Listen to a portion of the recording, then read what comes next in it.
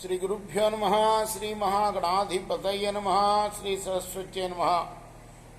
భక్తులారా, వ్యాస మహర్షి రచించిన మహాభారత ఇతిహాసం యథాతథంగా చెప్పుకున్నాం. ప్రతి శ్లోకం దాని అర్థం, ఏదైనా విశేషార్థం ఉంటే అర్థం కూడా చెప్పుకున్నాం. ఇందులో భాగంగా నిన్నటి వరకు మనం ఆది సభారణ్య విరాట ఉద్యోగ భీష్మ ద్రోణ కర్ణ శల్య పర్వాలని 9 పర్వాలు చెప్పుకున్నాం. 10వదైన సౌప్తిక పర్వంలో కూడాను 17 అధ్యాయాలు చెప్పుకున్నాం. ఈ రోజున 18వ అధ్యాయం చెప్పుకుందాం. చెప్పుకునే ముందు వ్యాస భగవాను ప్రార్థన చేసుకుందాం.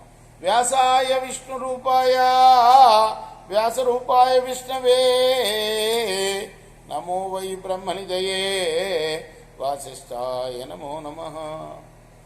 నారాయణం నమస్కృత్య నరం చైవ నరోత్తమం దేవీం సరస్వతిం వ్యాసం తతో జయముదీరయేత్. సమర్థద్గురు సాయినాథ్ మహారాజ్ కీ జై. శ్రీ భగవానువాచ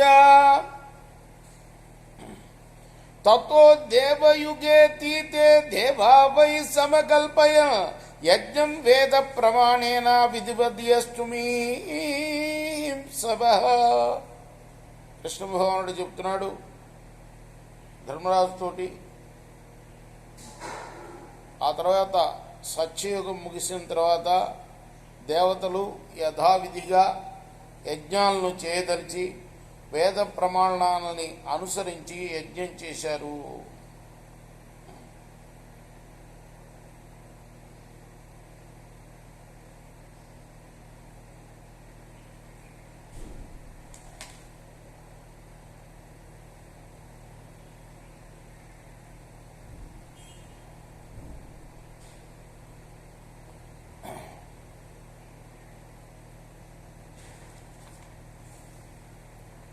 కల్పయామాసురధతే సాధనాని హవింషిచ భాగార్హ దేవతాశ్చేవ యజ్ఞం ద్రవ్యమేవ చ. తర్వాత యజ్ఞ సాధనాల్ని, హవిస్సుల్ని, యజ్ఞ భాగాలు పొందవలసిన దేవతలను, యజ్ఞ ద్రవ్యాల్ని కల్పించుకున్నారు. తావైరుద్రమజానంత్య యాథా తజ్జేవ దేవత నా కల్పయంత దేవస్య స్థానోర్భాగం నరాధిప రాజా. అప్పుడు దేవతలు రుద్రుని యొక్క వాస్తవ స్వరూపాన్ని గుర్తించలేక స్థానులైన పరమశివుడికి యాగభాగాన్ని కల్పించలేదు. సోకల్ప్యమానే భాగేతు కృత్తివాస మఖేమరై తతః సాధనమన్విచ్చన్ ధనురాధౌ ససర్జ.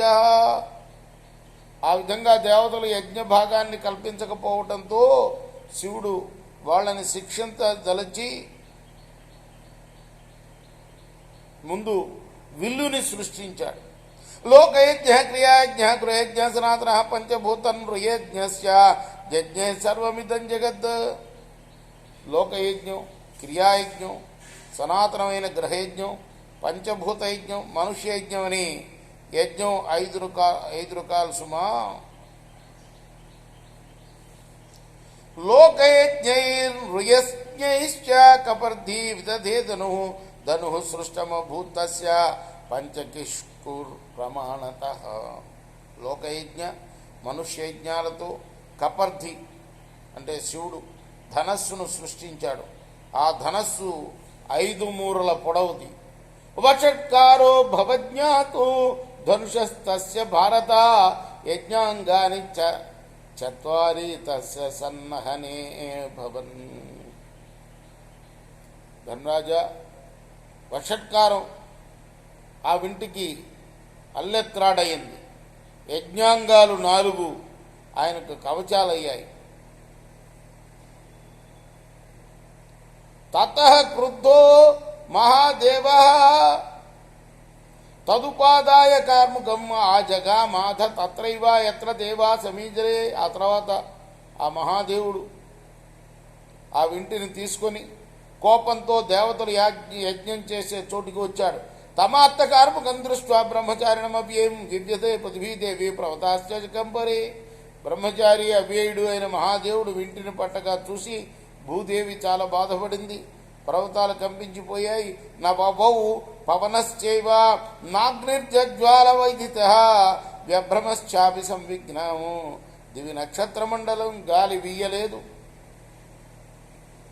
తర్వాత ఆజ్యం అంటే నెయ్యిని పోసిన అగ్ని మండలేదు.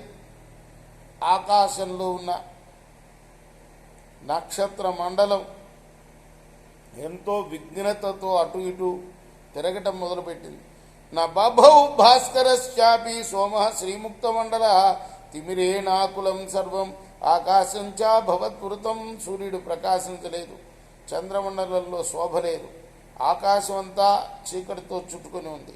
అభిభూతాస్తతో దేవ విషయాన్న ప్రజజ్ఞిరే న ప్రత్యభాచయజ్ఞ సహ దేవతాస్త్రేసిరే తథా. దాంతో దేవతలు దెబ్బతిన్నారు, విషయాన్ని గ్రహించలేకపోయారు. యజ్ఞ విధి కూడా మనస్సుల్లో స్ఫురించలే, దాంతో దేవతలు భయపడ్డారు. తతః స యజ్ఞం వివ్యాధారౌద్రేణ హృదిపత్రిన అపక్రాంతస్తతో యజ్ఞ మృగో భూత్వా సపావక. ఆ తర్వాత శివుడు భయంకరమైన బాణంతో యజ్ఞపురుషుని రొమ్ముపై గాయపరిచాడు. దాంతో యజ్ఞపురుషుడు మృగరూపాన్ని ధరించి అగ్నితో పాటు పారిపోయాడు. సతు తే నైవ రూపేణ దివం ప్రాప్య వ్యరాజత అన్వీయమానో రుద్రేణ యుధిష్ఠరణభస్థలే. ఆ యజ్ఞపురుషుడు అదే రూపంతో ఆకాశాన్ని చేరి విరాజల్లటం మొదలుపెట్టాడు. దాన్ని మృగశిర అంటారు నక్షత్రం. ఇప్పుడు ఓ ధర్మరాజ, ఆకాశంలో కూడా రుద్రుడు ఆయన్ని అనుసరించాడు.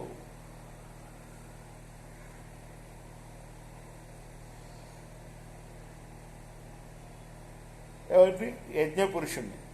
కృష్ణ అపక్రాంతే తతో యజ్ఞే సంజ్ఞాన ప్రత్యభాసురాన్ నస్త సంజ్ఞేషు దేవేషు న ప్రాజ్ఞాయత కించన. యజ్ఞపురుషుడు అక్కడి నుంచి తొలగిపోగానే దేవతల చైతన్యం కాస్త లుప్తమైపోయింది. చైతన్యం కోల్పోవడంతో దేవతలకు ఏమీ తెలియల. త్రయంబక సవిద్బాహు భగస్య నయనే తథా పూష్ణస్య దశనాన్ కృత ధనుష్కోట్యా వ్యసతయత. పరమశివుడు కోపించి తన వింటి కొనతో సవిత బాహువుల్ని, భగుని కళ్ళను, పూచుడి దంతాల్ని ఖండించాడు. ప్రాద్రవంతతో దేవాయజ్ఞాంగాని చ సర్వశా కేచిత్ తత్రైవ ఘాన్నంత గతాసవైవాభవన్. ఆ తర్వాత దేవతలు యజ్ఞాంగాలు అన్నీ అక్కడి నుంచి పారిపోయాయి. కొందరు అక్కడే పడి మూలుగుతూ మృతప్రాయులయ్యారు. సతు విద్రావ్య తత్సర్వం శిఖి కంఠోవహస్య చ అవస్తభ్య ధనుష్కోటిం రురోధ విబుధాంస్తత. యాగ సంబంధమైనదంతా కూడా తొలగించి ఆ శివుడు దేవతలను పరిహసించి వింటి కొనను ఆసరాగా తీసుకొని దేవతల్ని నిరోధించాడు. తతో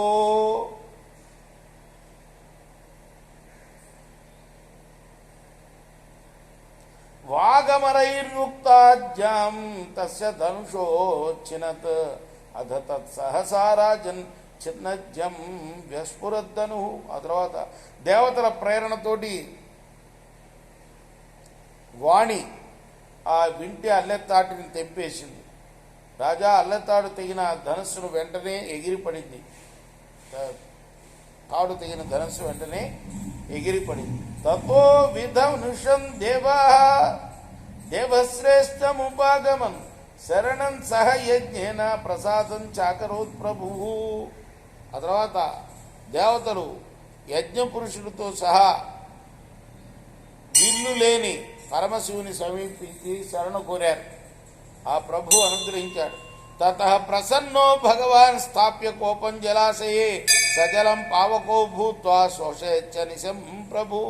ఆ తర్వాత ప్రసన్నుడైన పరమశివుడు తన కోపాన్ని జలాశయంలో ఉంచాడు. ఆ జలమే అగ్నిగా మారి ఎప్పుడూ నీటిని శుష్కింపచేస్తూ ఉంటుంది.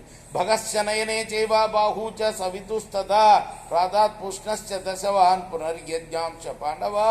పాండునందన పరమశివుడు భగుడి యొక్క కళ్ళని, సవిత బాహువుల్ని, పోషదంతాల్ని, యజ్ఞాంగాల్ని మరలా కల్పించాడు వాళ్ళకి. తతః సుస్థమిదం సర్వం బభూవ పునరేవ హి సర్వాణి చ హవీంశస్య దేవాభాగమకల్పయన్. ఆ తర్వాత సమస్తం కూడా యథాపూర్వ స్థితికి వచ్చింది. దేవతలు సర్వ హవిస్సుల్లో మహాదేవుడికి భాగాన్ని కల్పించారు.